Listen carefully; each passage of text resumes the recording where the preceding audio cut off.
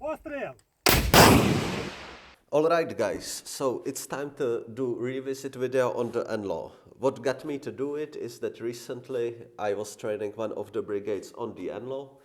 Their fighters, they basically holding front line. The only NLAWs they have are what they jokingly call trophy NLAWs, basically NLAWs that they got in Soledar. They found cache of the NLAWs and took them with. So that's the only NLAWs they got. They don't get them from the centralized storages, right? And recently they had incident that probably because they were playing with the guns, playing meaning they were training how to do the firing procedure while on position, and they squeezed this button, which is basically the trigger button. But this is fatal for the NLAW because when you do it in training without battery, the button jumps in and stays in, stuck.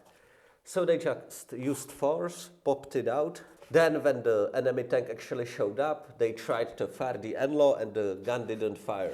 And as a result of this incident, they completely lost trust in the NLAW anti-tank system.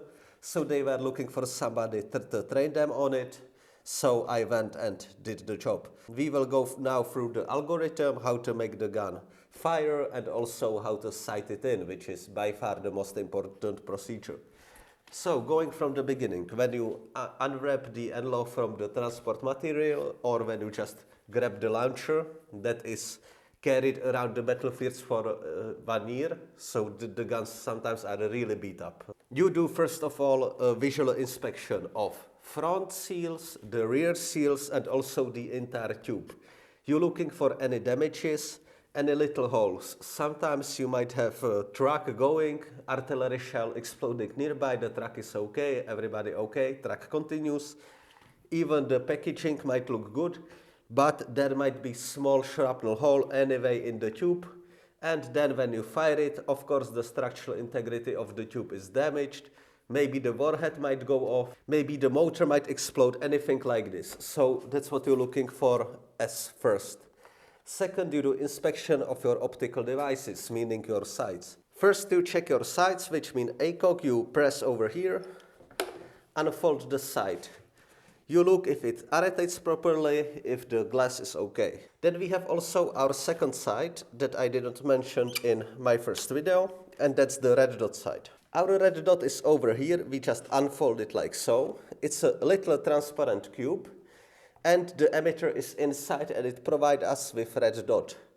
The brightness of the dot we regulate here with plus and minus.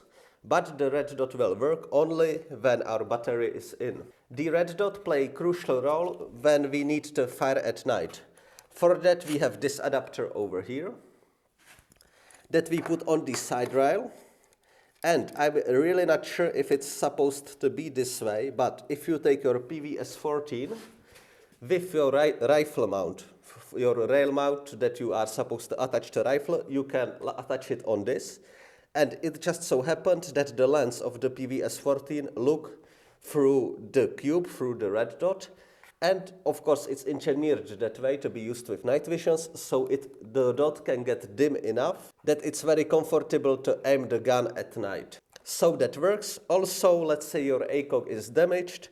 You have your battery in, you can still make the dot bright enough to use in sunlight in daylight. That's it for our sights and our left handle on the launcher. Now the most important control of all is the battery control.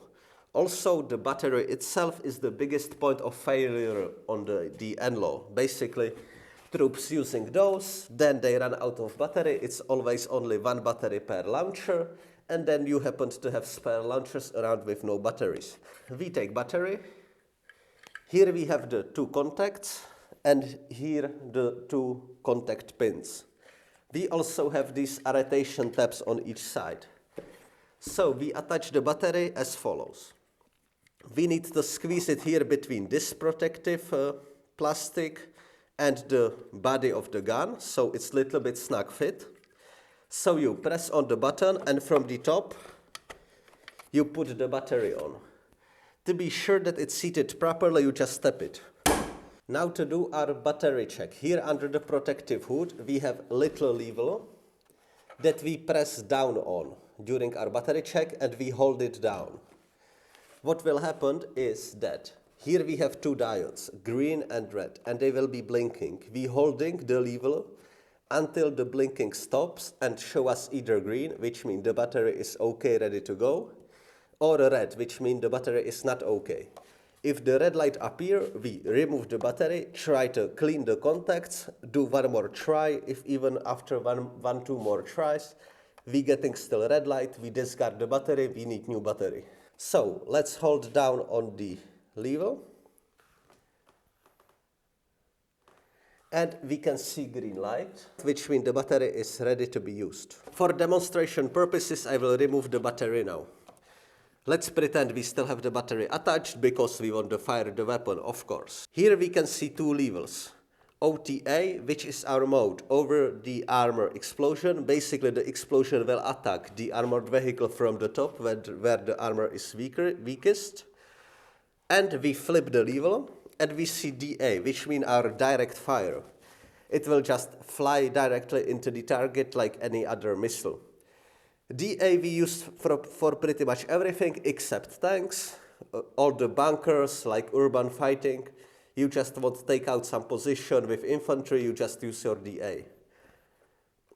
We shooting on tanks, we flip, put it at OTA. Then we have second level around here. One say 100 meter, second say 20 meter. So this number indicates at what distance our magnetic finder, magnetic fuse would be activated. For example, you are on position, you shooting on enemy tank 300 meters away, but 200 meters away, somewhere along the path of the missile flight, is another burned out tank.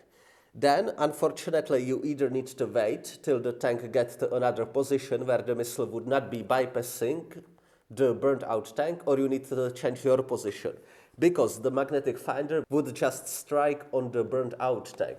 So that's definitely a consideration. So let's say I'm in a plain field, I have the tank 120 meters away, I can have it here activated from 20 meters. Let's say I'm in urban fighting, the tank might be only like 30 meters away, driving around, right? So I want still attack from top, and I want the activation of the magnetic finder from 20 meters. So by default, to carry it, I would recommend OTA, because why not, if you expect tanks, and activation in 20 meters. We go to our controls. So here we have transport safety, that's just mechanically blocking our primary safety. So we just flip it over, we see red button. So now we can go to our primary safety. Here, be careful, because if you remove the primary safety, the rocket already is somewhat activated, so it consumes energy. So you can have the safety off. You have it off 5-10 minutes and the battery is completely drained and the NLAW would not fire after.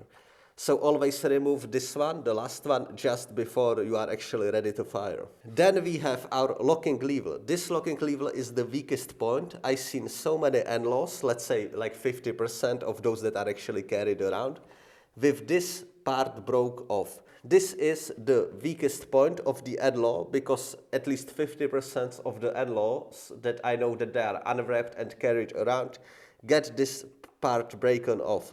So to create some little protective something over it, it's definitely a good idea. So the algorithm of firing. I see tank moving on the horizon from left to right. I remove my transport safety. Then I remove my primary safety on side. And this is locking lever. This is how you lock on the target. But there is no sensor in front of the rocket that would be looking, nothing like that, no clue. You just place the chevron on the target in the mode OTA, chevron, the center of the reticle, on the upper edge of the target that you want to get attacked from top. Then you need to hold 3 to 5 seconds with this lever. So the tank is moving, you sight on the upper edge of the armor, You locking in and leading the target. And the missile inside is doing all the necessary calculation. It calculates at what elevation, at what speed the missile is. And when it's flying in the right direction. The magnetic finder would notice the metal, make the rocket go boom. Now in the mode direct attack, you can do the same. Lead the target, lead the BMP, for example. It do all the necessary calculations again, and then the rocket fly, and once again the magnetic finder would explode it on the enemy vehicle. In urban fighting, let's say it's some fixed position, static position in second floor, for example. So you of course do direct attack, you pop out, you lock on the position, but now you can do it shorter, 1-2 seconds, just to give the rocket idea, okay, where to fly straight, directly, and then you press your trigger, which is this button over here. So always the necessary step is to do the locking before you pressing the trigger. But keep in mind, on a moving target, you need to do it for a longer time, 3 to 5 seconds. You will not get any signal that the rocket is actually okay, no. There will be no beeping, no light signal, anything like that. You just need to do your part by leading the vehicle correctly, lock on it, fire. Now the difference between OTA and direct attack mode is that in OTA, as I mentioned, you hold the chevron, the center of the reticle, on the upper edge of the tank.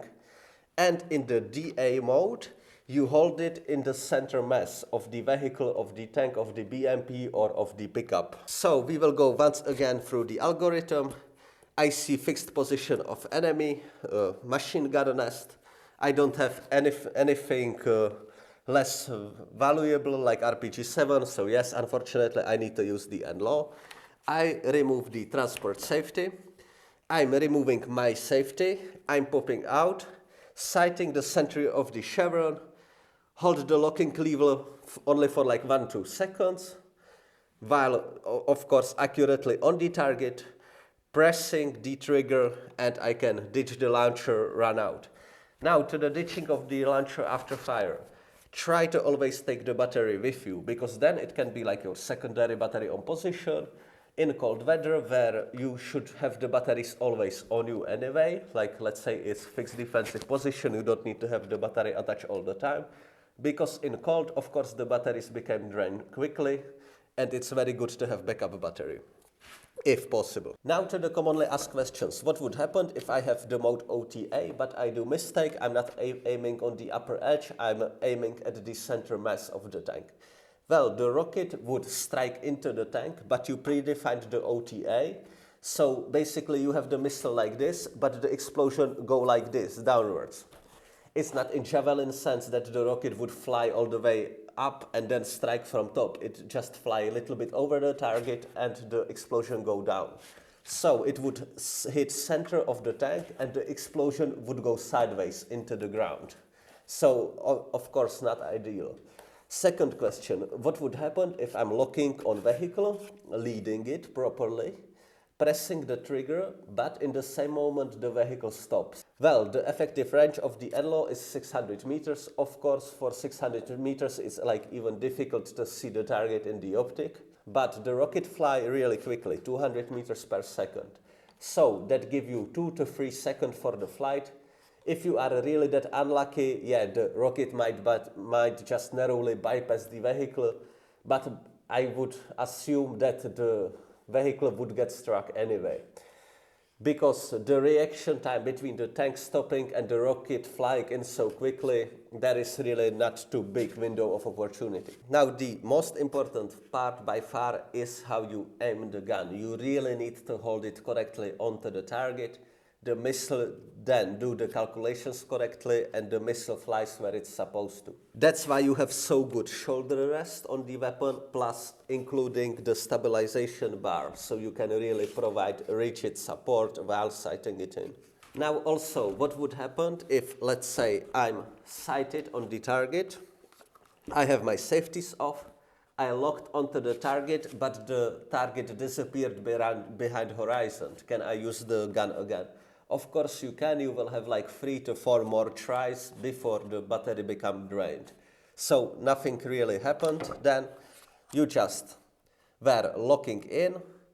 Yes, the vehicle disappeared behind horizon, so you release.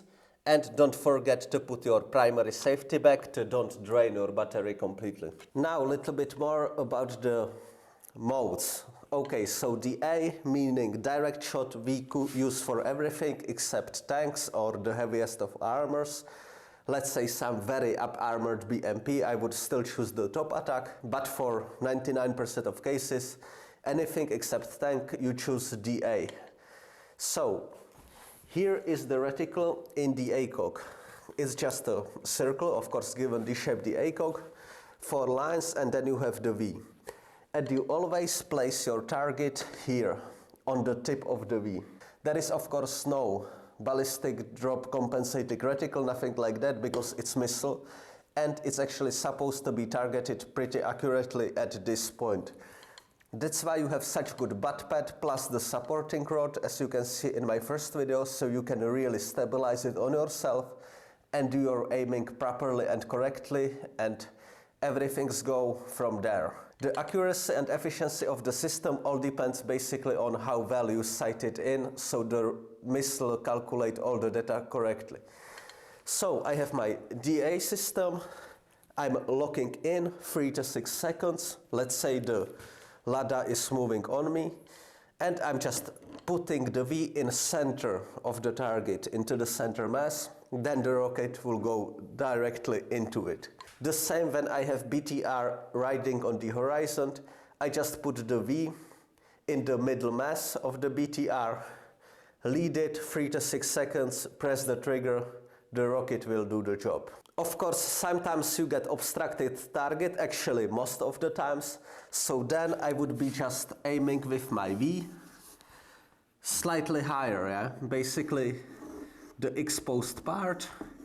Here I have top of the hull, let's say, so my V would be somewhere here where I can see, or in this case I can choose the over the target mode and aim the V just on the upper edge. So this time I choose the over the target mode, so I would be placing my V on the upper edge. In this case I have Russian tank with mangal, it means this cage, cope cage you call it in America, for like protect against javelin. I would ignore the construction and still aim on the upper edge of the tank. So let's say it's moving. I'm just holding the V on the turret, lead it, lead it, lead it, lead it for 5 seconds, press the trigger, and it would get destroyed. Over the target mode, if I choose so on the BTR, here you can see of course the upper edge much clearer. I would try to hold it on the upper edge like so. Wait, wait, wait, wait. 5 seconds, press the trigger, it will destroy it. Thank you very much guys for watching, and see you in the next video. Пострел!